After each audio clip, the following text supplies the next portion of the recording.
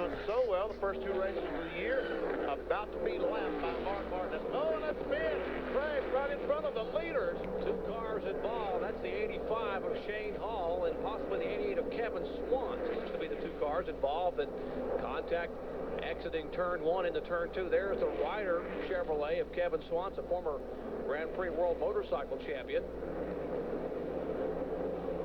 He comes to rest against the concrete wall and will try to get a hook to climb out.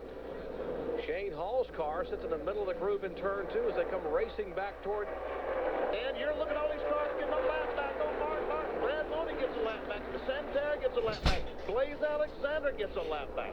Because Mark Martin realized where the problem was. He did not want to drive down in that corner that fast. And we see Kevin Swan's leaned up against his car. This is probably as hard. Yes, there's no doubt. This is as hard as he's hit in his young stock car career. Yeah, definitely in a car. He may have hit harder with a motorcycle on the ground at some point in time, but, you know, and Kevin, I really anticipated Kevin running really well here. He did such an incredible job at California last year, but you're so far away from the wall when something happens here. It's a long way to go, and you're going to bounce across the racetrack pretty hard. Well, now he comes down across the racetrack and gets to the infield grass. There is the 85 car. Good gracious, Kyle. Look at the back of that car. The fuel cell is driven absolutely on top of the rear end housing right there. If we can see what happened. Go down the corner and I can't tell. Yeah, either they got together or one of the cars broke loose in front. The white car seemed to, either they got together going into the corner or the 85 car, Shane Hall's car, broke loose and just took them both up the racetrack. Now, we're told it happened right in front of the leaders. Here they are entering turn 1. And they both dive for the bottom of the racetrack. Ray Dunlap?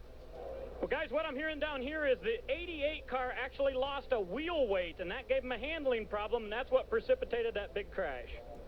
That last time by, the number 9 car. Oh, crash! That is Mike Cope in the Slim Jim Chevrolet. As he comes across in the grass, tags the inside concrete, and that car skitters to a halt on the apron of the racetrack. That is in turn 3. Big hit right there. Big hit.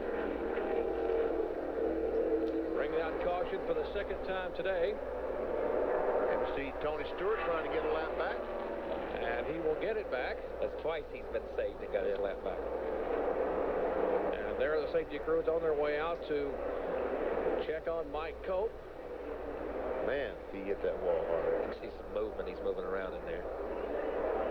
Mike, a 2-time All-Pro champion, 1994, 1996, running for Rookie of the Year this year in the Busch Series. Tell you what, those guys, those rescue workers, pretty doggone nervy to go out there. Those cars are going on the racetrack. See if we can see what may have happened to Mike. Comes off the corner, and right there, just as he goes up the racetrack, thinks he's clear of the car behind him, just gets clipped, and just turns it in this. Watch this, folks.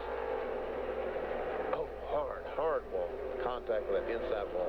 And the car never looked like it slowed down, you know, and it's a pretty solid hit right there. Now let's see if we can listen and hear.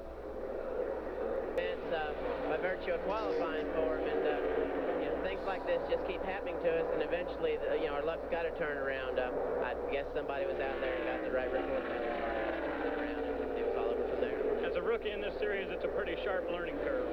Yeah, yes, it is. It's not as much give and take, I guess.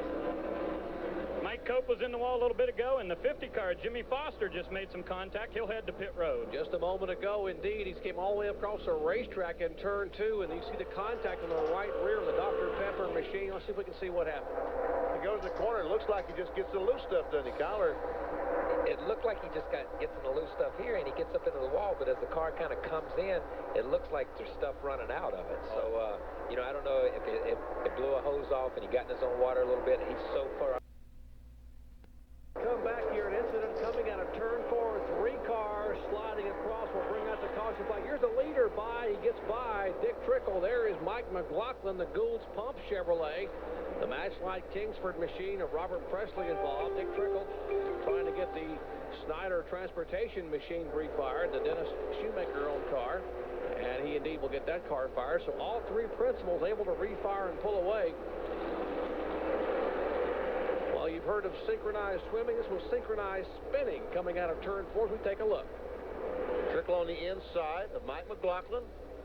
I'm assuming that Trickle is going to lose to get the car a little bit out of shape. Or it's going to come off the corner and think he's got him cleared again, Kyle.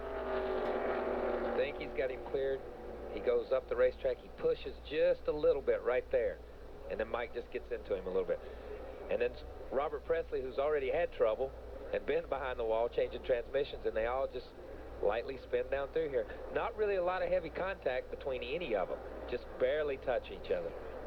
Well, from high above the Pennzoil copter cam, it's the old Martin will not run the entire NASCAR Busch Series schedule this year, so Matt Kenseth would once again gain points on Randy LaJoie, who you figure would be his primary contender. And here's an accident, car number 83. That's the youngster Grubb. Wayne Grubb out of Richmond, Virginia. Some pretty serious damage to the left rear of that automobile, and once again, caution flag is out. And Kyle, they don't have any tires to change now, do they? Buckshot Jones is the only one. He must have one or two sets of left down there. But he's the only guy I know on pit road that's got any tires left. Oh, heavy impact from that young man. Hard impact. But the car number 83, Wayne Grubb in the Link Belt Chevrolet, brings out caution for the 5th time. We'll come back and check out the pit stops in a moment. Wait, back at 3 wide here in just a second. He looks high, looks low, and he is awfully stout, Kyle. He gets an incredible run up off of turn 4 down the straightaway. Here he goes to second. And an accident here in the front stretch. 3 cars, 4 cars involved. Another car is spinning. The 44 is involved. Heavy contact. There's the Shell Pontiac. Left of the Shell Pontiac for Tony Stewart. A couple of cars pulling away, trailing smoke. Meanwhile, they're racing back to the line, and Dale Earnhardt Jr. is in second spot as they come back to the line. And they're trying to slow him down. Spencer goes low. Earnhardt Jr. is second. Nemechek third. Burton, and then Dale Jarrett in that order.